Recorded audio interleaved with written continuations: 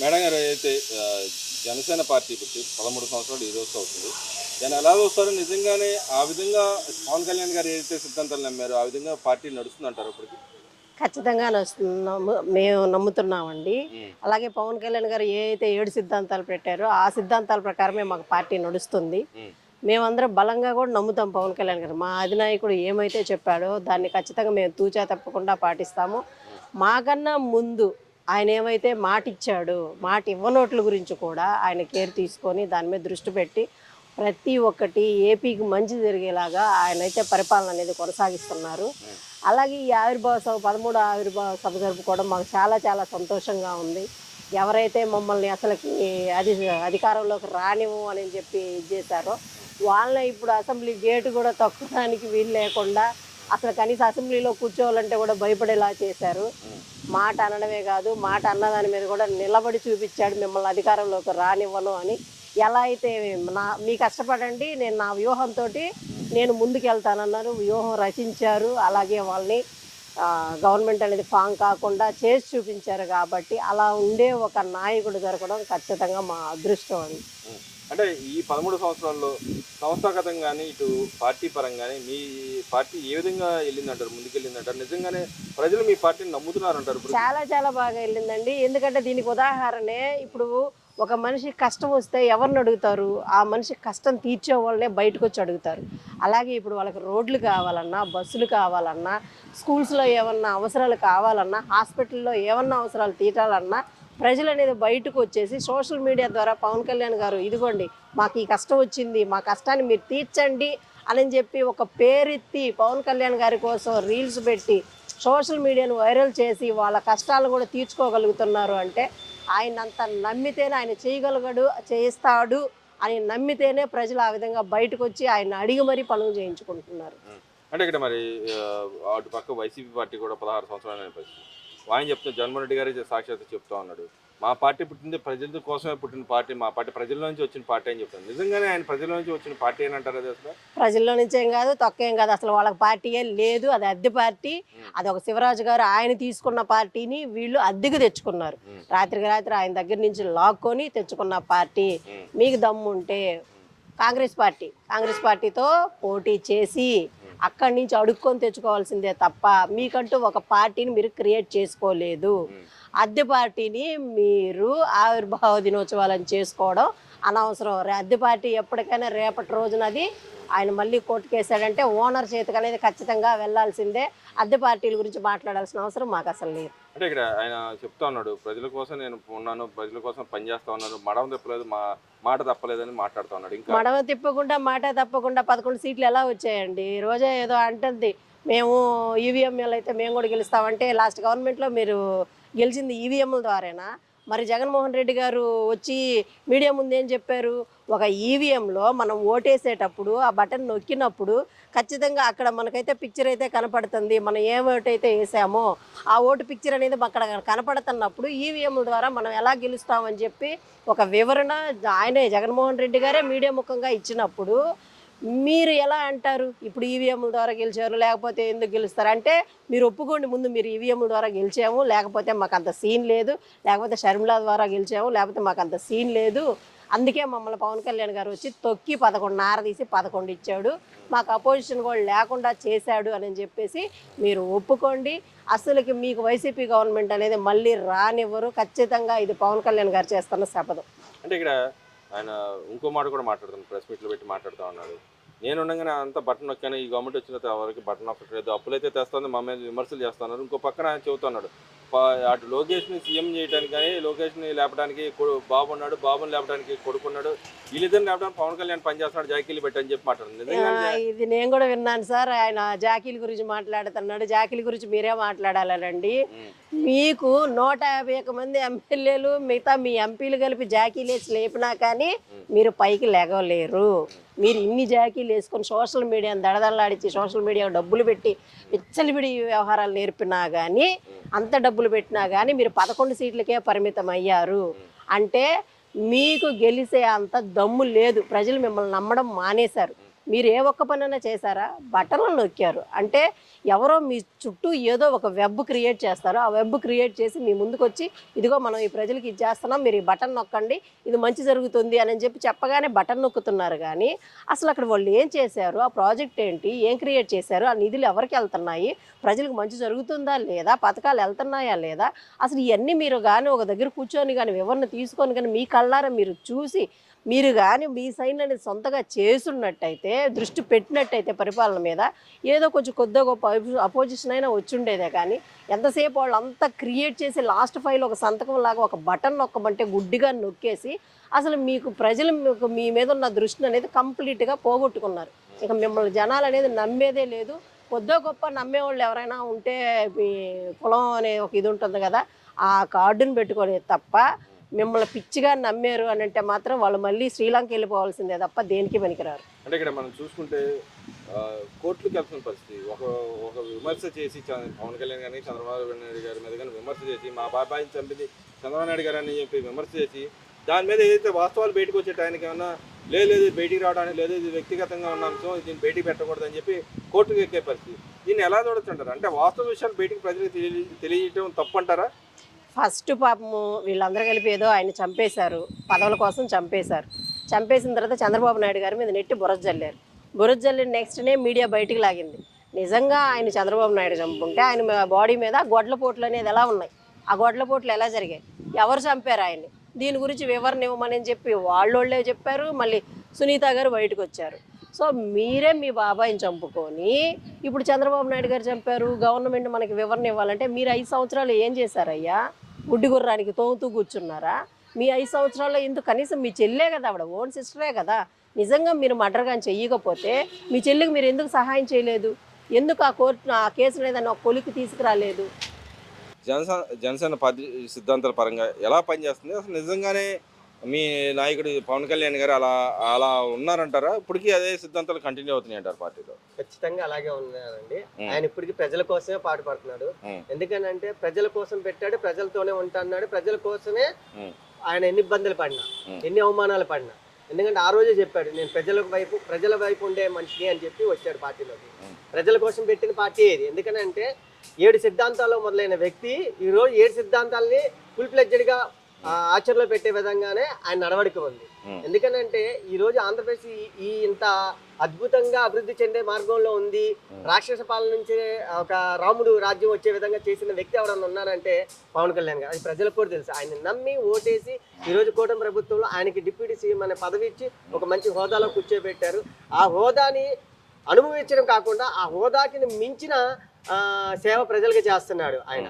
So అదంతా ప్రజలు గమనిస్తా ఉన్నారు. ఖచ్చితంగా 13 ఏళ్ళు పెట్టిన సందర్భం మాకు చాలా ఆనందంగా ఉంది. ఏ సిద్ధాంతాలు అయితే పెట్టాడు ఆ సిద్ధాంతాలను ఫాలో అవడంతో పాటు మమ్మల్ని కూడా అదే దారిలో నడిపిస్తా ఉన్నారు. మాకు కూడా చెప్తారు, మీకు నాయకత్వం నేను ఇస్తాను, మీరు ఓర్పుగా ఉండండి, మీరు శుభ్రంగా పనిచేసుకుంటూ పోండి పార్టీలో అన్నాడు. ఈ రోజు పవన్ కళ్యాణ్ గారు చెప్పినట్టే మేము ఉన్నాం. అలాగే ఆయన ఆశయాల కోసం, ఆయన ప్రజల అభివృద్ధి కోసం మేము కూడా వెనకాలంటే ఆయన అంతా నడుస్తామని మేము తెలియజేస్తున్నాం. అంటే ఇక్కడ మరి అవతల పక్క వైసీపీ పార్టీ కూడా మన ఏదైతే 16 సంవత్సరాలు పూర్తి చేసుకుంటుంది, ఆ పార్టీ విధానాలు అసలు ఆయన చెప్తాను, జగన్మోహన్ రెడ్డి గారు చెప్తాను, నేను ప్రజల కోసం పుట్టింది నా పార్టీ అని చెబుతాను. నిజంగా నేను ప్రజల కోసం పుట్టింది ఆ పార్టీ, లేకపోతే పక్కన ఎవరైతే స్థాపించాడో వైఎస్ఆర్ కాంగ్రెస్ పార్టీని పెట్టిన వ్యక్తి దగ్గర నుంచి లాక్కున్నాడని నేను విమర్శిస్తున్న పరిస్థితి ఎలా చూడొచ్చు అంట? అవన్నీ పరిగణలోకి తీసుకోవాలండి. ఎందుకంటే పెట్టిందా ఒకరి దగ్గర లాక్కుందా అన్నది అందరికీ తెలుసు. మనం విమర్శించే ముందు ఏం చేయాలంటే ఇంకోటండి, ప్రజల కోసం వచ్చిన పార్టీ అంటున్నారు కదా, ప్రజా పార్టీ అండి. ఎందుకంటే ఈరోజు ప్రజల్లోనే ఉన్నాడు ఆయన. ఒక్క ఛాన్స్ అని వచ్చాడు, 5 ఏళ్ళు వెళ్ళాడు, ప్రజల్ని రాష్ట్రాన్ని అభివృద్ధి లేకుండా చేశాడు, ప్రజల్ని అడుగు తినే చేసి తీసుకెళ్లారు. భిక్షాలు పొందే విధంగా అంటే సంక్షేమ పథకాలు ఇస్తా నవరత్నాలు అని చెప్పేసి ప్రజలు సోమరపోతులు చేసిన వ్యక్తి ఎవరున్నారని జగన్మోహన్ రెడ్డి. మరి అలాంటి వ్యక్తి నిజంగా నువ్వు ప్రజల కోసం ప్రజలు ఉంటే ఈరోజు ప్రజల్లో ఉండేవారు నువ్వు మళ్ళీ సీఎం అయ్యేవాడు కదా. అంటే నీ పరిపాలన, నీ విధి విధానం బాగోక నువ్వు ఒక్క ఛాన్స్ అని చెప్తే రాష్ట్రాన్ని ఒక్కసారి ఆ పాతాల్లో తొక్కేసావు కదా అభివృద్ధి పరంగా. సో అందుకని ఏంటంటే నువ్వు ప్రజల్లో లేకుండా చేసింది కూడా ప్రజలే. అంటే ఇక్కడ మీ జనసేన కానీ వైసీపీ పార్టీ కానీ దాదాపు ఈక్వల్ స్టేజ్లో ఉన్న పార్టీలు. అవును. ఈ రెండు పార్టీలు అసలు ఎలా చూస్తారు? అంటే అంశాల పరంగా చూస్తారా, లేకపోతే అభివృద్ధి పరంగా చూస్తారా, ఎలా చూస్తారు? రెండు పార్టీలుగా ఉన్న వ్యత్యాసం ఏం కనపడుతుంది మీకు ఒకటే చెప్తున్నా అండి, జగన్మోహన్ రెడ్డి గారు వాళ్ళు చేసిన అరాచకాలు, వాళ్ళు చేసిన కబ్జాలు, అలాంటి వాళ్ళ యొక్క పరిపాలన విధానం ఏంటో వాళ్ళ తాతల కాడి నుంచి అన్నీ తెలుసు. వాళ్ళ ఆస్తులు కాపాడుకోవడం కోసం రాజకీయాల్లోకి వచ్చాడు. తండ్రి చనిపోగానే ఆ వంకతో వచ్చాడు. సీఎం అవడానికి ఫస్ట్ టైం ట్రై చేశాడు. అప్పుడు 67 సీట్లతో ప్రతిపక్షంలో ఉన్నాడు. ఇప్పుడు ఆ తర్వాత మళ్ళీ 19 నుంచి 24 మధ్యలో ప్రజలను ఒక ఛాన్సు వెళ్ళి ముద్దు పెట్టాడు, కౌగిలించుకున్నాడు, ప్రజల్ని కాలమే పడ్డాడు, ఒక ఛాన్స్ ఇచ్చారు, నమ్మి ప్రజలు ఓటేశారు. ఇప్పుడు కూడా ఆయన ఏంటంటే ఆయన ఉన్న కేసులన్నీ బయటపడిపోతాయి. అందుకని ఏంటంటే మళ్ళీ ప్రజల మనిషి అని చెప్పుకుంటూ ప్రజల్లోకి రావడానికి ట్రై చేస్తారు. కానీ ప్రజల మనిషి అయితే ప్రజల్లోనే ఉంటాడు. కానీ కళ్యాణ్ గారు ఏంటంటే ఫస్ట్ నుంచి ఒకటే చెప్పాడు, నేను ఈ రోజు కాదు 25 ఏళ్ల రాజకీయం, నాతో రాజకీయం రాజకీయంలో 25 ఏళ్ళు ఓటు పట్టమన్నా. అంటే ఏ రాజకీయ నాయకుడు చెప్తాడండి అంత ధైర్యంగా? అంత ఓర్పుగా ఉండాలనే కదా, ప్రజల కోసమనే కదా. ఆయన డిప్యూటీ సీఎం అవడానికి 10 ఏళ్ళు పట్టిందండి. పార్టీ అధికారంలో రావడానికి 10 ఏళ్ళు పట్టింది. కాబట్టి ఏం తీసుకోవాలి ఈ పరిగణలో? ఒక గట్టి పునాది వేస్తే మనం ఎన్నంత అసలైనా వేసుకోవచ్చు. పవన్ కళ్యాణ్ గారు 10 ఏళ్ళ నుంచి ఒక గట్టి పునాది వేశారు. ఈరోజు ఒక డిప్యూటీ సీఎం స్థాయిలో ఉన్నారు. రేపో మాపో అదృష్టం అంటే సీఎం కూడా అవుతారు. మాకు ఆ నమ్మకం ఉంది. మరొక విషయం ఏంటంటే జగన్మోహన్ రెడ్డి గారు మీరు గుర్తుంచుకోండి, ప్రజల కోసం మీరు పాటు పడితే ప్రజల్లోకి రండి, కాంట్రవర్సీ రాజకీయాలు చేయొద్దని నేను తెలియదు. అంటే ఇక్కడ ఏతి మీరు చెబుతా ఉన్నారు, ఇప్పుడు వాళ్ళు విమర్శిస్తూ ఉన్నారు. చంద్రబాబు నాయుడు ఆయన కొడుకు జాకేతి లేపుకున్నాడు, ఆ కొడుకు అయినా చంద్రబాబు నాయుడు జాకేతి లేపుతున్నాడు, పవన్ కళ్యాణ్ వీళ్ళిద్దరిని కలిపి లేపుతున్నాడు అని చెప్పి విమర్శిస్తున్నారు. గతంలో కూడా రోజా లాంటి నాయకురాలు వ్యాఖ్య చేసిన పరిస్థితి. పక్క జెండాల పార్టీలు పట్టుకుని తిరిగి మీరు బయటికి రండి అని చెప్పి మాట్లాడుతాం. దాన్ని ఎలా చూడుతుంటారు? సార్, ఏ గవర్నమెంట్లో రావాలన్న ఏ పార్టీ అయినా ఇండివిజువల్గా రాలేదండి. వాళ్ళు గతంలో పెట్టుకున్నారా లేదా? పెట్టుకుంటారు.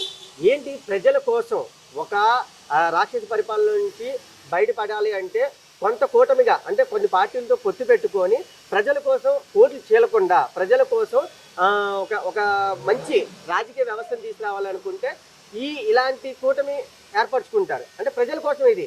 ఆయన ఇండివిజువల్గా అంటే వాళ్ళకి రేపు అవుతాడు సీఎం ఆయన. కానీ ఓట్లు చీలయ్యి ప్రజలను తారుమారైపోతారు, ప్రజల మైండ్ సెట్ పోతే ప్రజలు ఆర్థికంగా వెనకబడిపోతారు, రాష్ట్రం అట్టడుగులోకి వెళ్ళిపోద్దన్న ఉద్దేశంతో మంచి నిర్ణయం తీసుకొని ఒక 40 ఏళ్ల ప్రస్థానం ఉన్న చంద్రబాబు నాయుడు గారు లాంటి వ్యక్తితో నడిచి రాజకీయపరంగా అనుభవం నేర్చుకుంటూ ప్రజలకు మంచి చేయాలనే ఉద్దేశంతో పొత్తు పెట్టుకున్నాడు. మీరు పెట్టుకోలేదా? గతంలో మీ నాన్నగారు పెట్టుకోలేదా? ఆ చరిత్రలు తీస్తే పొత్తుతోనే వచ్చిన వాళ్ళు మీరు కూడా. పొత్తు లేకుండా ఏం రాలా. వైసీపీ గతంలో పొత్తుతోనే వచ్చిందా, పొత్తు లేకుండా వచ్చిందా నేను అడుగుతున్నాను. మరి ఇక్కడ చూసుకుంటే ఏ ప్రతిపక్ష నాయకుడైనా ప్రతిపక్షం కానీ అయినా సార్ కన్స్ట్రక్టివ్ వేలో అయితే వ్యాఖ్యలు చేయాల్సిన పరిస్థితి. ఇప్పుడు వైసీపీ పార్టీలో ఉన్న నాయకులు కానీ వాళ్ళ నాయకుడు కానీ కన్స్ట్రక్టివ్ వేలో ఈ గవర్నమెంట్ కానీ సజెషన్స్ ఇస్తున్నారు, ప్రజలకు ఉపయోగపడేది ఏమన్నా మాట్లాడగలుగుతున్నారు అంటారు అసలు? వాళ్ళు ఎప్పుడు ప్రజల కోసం పాటుపడ్డారు, ప్రజలను ఎప్పుడు చేశారు? నాకు ప్రతిపక్షం అని అడుగుతున్నారు కానీ బయటకు వచ్చి సరే ఈ కూటమి ప్రభుత్వం సరిగ్గా పరిపాలించట్లేదు, లేకపోతే అభివృద్ధి లేదు అనుకున్నప్పుడు బయటికి రండి. విమర్శలు చేస్తున్న వాళ్ళు వివరణ ఇవ్వండి, ప్రజలకు వివరణ ఇవ్వండి, ఇస్తే తెలుస్తుంది కదా. అసెంబ్లీకి రండి, 11 సీట్లు ఉన్నాయని చెప్పి వచ్చి సంతకాలు పెట్టి 11 నిమిషాల నుండి వెళ్ళిపోవడం కాదు. మీరు ఏదైతే ప్రజల్లో ఒకవేళ ఈ కూటమి ప్రభుత్వం ఏమైనా నెగిటివ్ షేడ్ ఉంటే తీసుకొచ్చి అసెంబ్లీలో వివరించండి. అవన్నీ లేకుండా వీళ్ళ అభివృద్ధి బాగుంది, వీళ్ళకి ప్రజలు మంచి ఆదరణ వస్తుందని చెప్పేసి మీరు కాంట్రవర్సీ రాజకీయాలు చేసుకుంటూ పార్టీని కూటమి ప్రభుత్వాన్ని మైనస్ చేయొద్దని మేము అనుకుంటున్నాం. జనసేన ఆవిర్భావం జరిగి 13 సంవత్సరాలు అవుతుంది.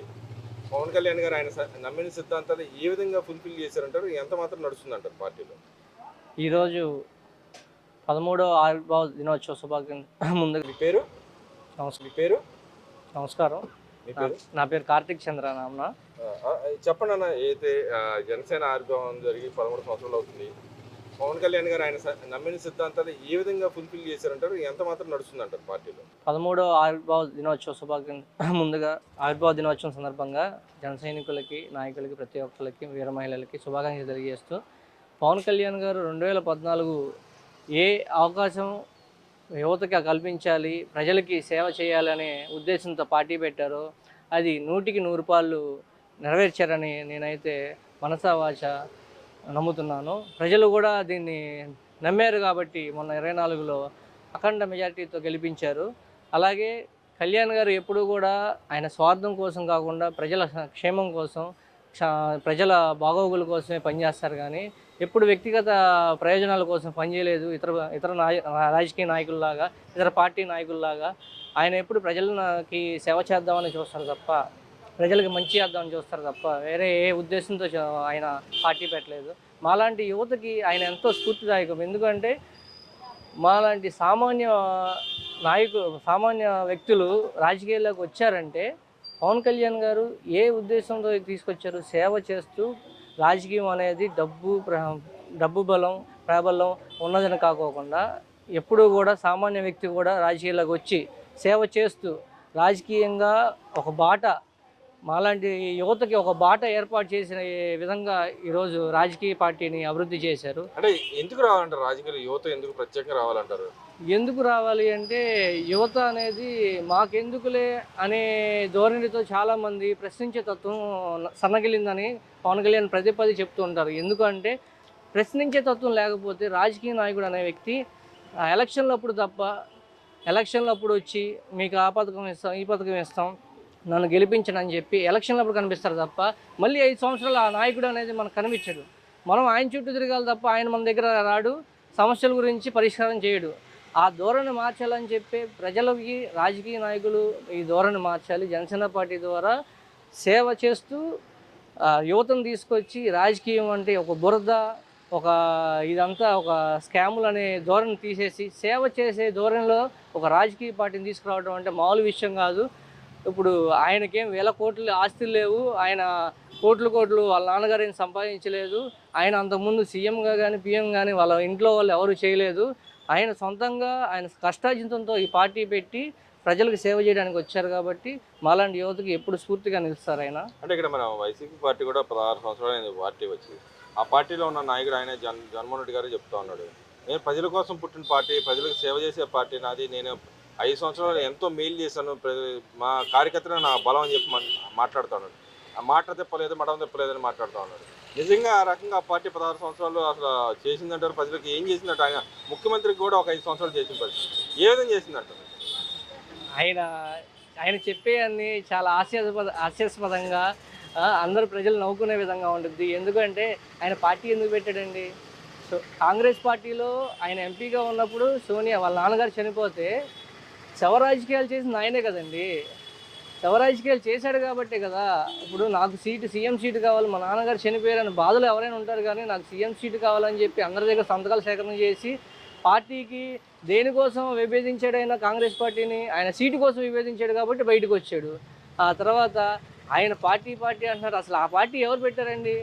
వైఎస్ రాజశేఖర రెడ్డి గారి అభిమానంతో తెలంగాణలో శివకుమార్ అనే వ్యక్తి ఆయన పార్టీ వైఎస్ఆర్ కాంగ్రెస్ పార్టీ అని పెడితే ఈయన బయటకు వచ్చి జైల్లో ఉండి ఈలోపు ఈయన తాలూకు వాళ్ళు వెళ్ళి ఆయన్ని సంప్రదించి జగన్మోహన్ రెడ్డి గారికి మన పార్టీ చాలా అవసరం అని చెప్పి మీకు పార్టీలో మంచి అవకాశం ఇస్తాం, రేపు మనం అధికారంలోకి వస్తే మీకు మంచి పదవి ఇస్తామని చెప్పి ఆయన పార్టీ తీసుకొని ఆయన వెళ్ళగొట్టాడు బయటికి.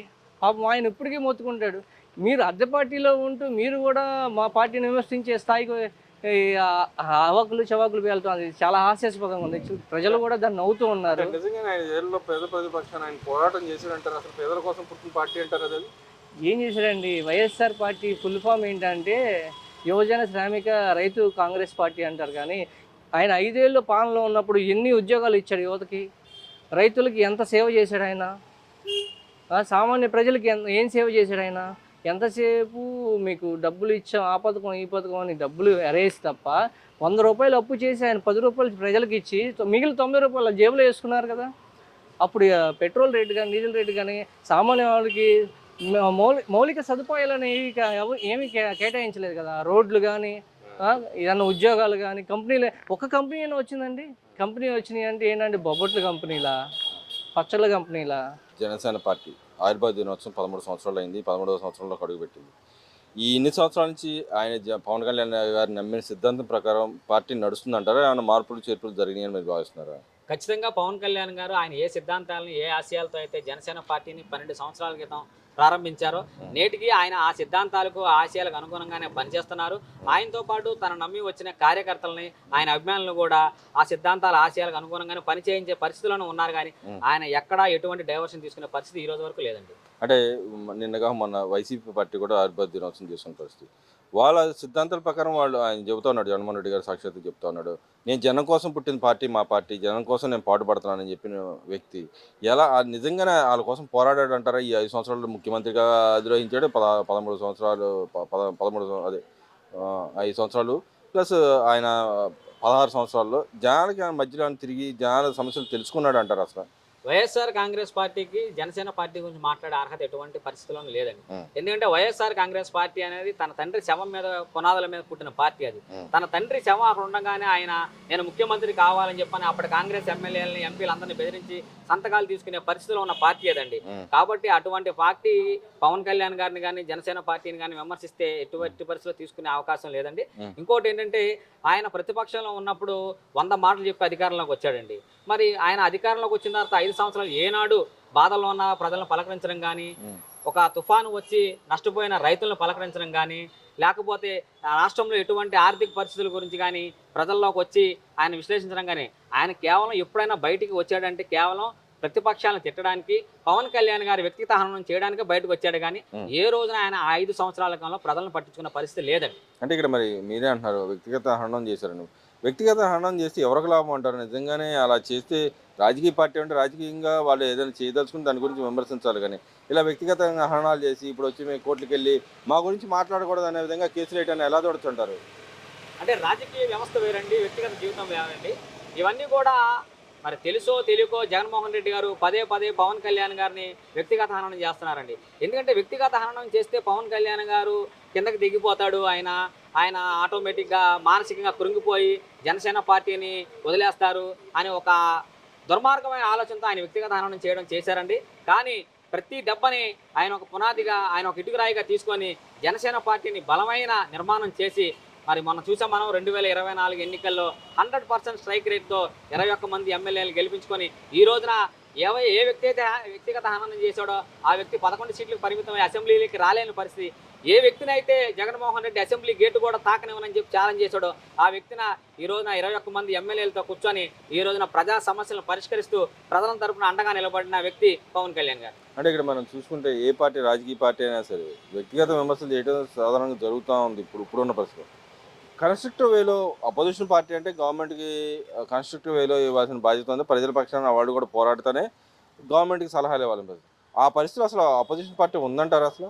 ఖచ్చితంగా లేదండి. గతంలో కూడా పవన్ కళ్యాణ్ గారు అనేక సార్లు చెప్పారు, కేవలం ఎన్నికల వరకు మాత్రమే మనం ప్రత్యర్థులం, ఎన్నికలు అయిపోయిన తర్వాత కేవలం ప్రజల సంక్షేమం కోసం, ప్రజల అభివృద్ధి కోసం, ఈ రాష్ట్ర అభివృద్ధి కోసం కలిసి పనిచేద్దామని చెప్పని ఆయన గతంలో ఎన్నోసార్లు పిలుపునిచ్చారండి. కానీ జగన్మోహన్ రెడ్డి ఇలాంటి ఒక కళ్ళుండి చూడలేని వ్యక్తికి, లేకపోతే చెవులుండి వినిపించిన వ్యక్తికి ఇలాంటి మాటలన్నీ ఎక్కువండి. అతనికి కేవలం అధికారమే పరమావధిగా పనిచేస్తున్నాడు. కాబట్టే ఈ రోజున తనకి ప్రతిపక్ష హోదా కూడా లేదు, నాకు ఇవ్వట్లేదు అని చెప్పని మనసులో పెట్టుకొని ప్రజా సమస్యలు ప్రస్తావించడానికి అసెంబ్లీకి కూడా రాకుండా తాడేపల్లి ప్యాలెస్లో కూర్చొని 3 రోజులకోసారి 4 రోజులకోసారి ప్రెస్ మీట్లు పెట్టి లేనిపోని అన్ని పిచ్చికోతలని కూసి ఎవడైనా ఎక్కడైనా చనిపోతే వాళ్ళని పరామర్శించడానికి శవయాత్ర చేసుకోవడానికి బయటికి వస్తున్నాడే కానీ ప్రజల సమస్యల మీద స్పందించడానికి మాత్రం జగన్మోహన్ రెడ్డి గారు బయటికి రావట్లేదు. కాబట్టి పవన్ కళ్యాణ్ గారిని, జనసేన పార్టీని కానీ విమర్శించడానికి వైఎస్ఆర్ కాంగ్రెస్ పార్టీకి ఎటువంటి నైతిక హక్కు లేదండి.